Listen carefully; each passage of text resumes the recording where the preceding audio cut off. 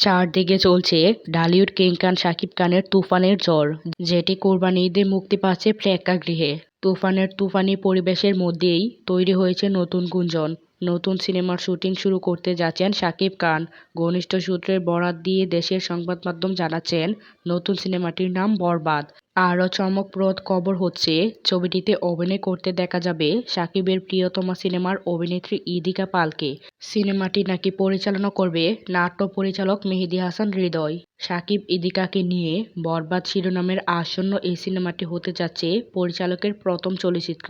সূত্রগুলোর দাবি, চলতি বছরের সেপ্টেম্বর থেকে ভারতে শুরু হবে বরবাদের শুটিং। শাকিব ইদিকা ছাড়াও সিনেমাটিতে একটি গুরুত্বপূর্ণ চরিত্রে অভিনয় করতে দেখা যাবে মিশা সওদাগরকে। তবে সিনেমাটির সংশ্লিষ্টরা এখনই আনুষ্ঠানিকভাবে কোনো বক্তব্য দিতে রাজি হননি।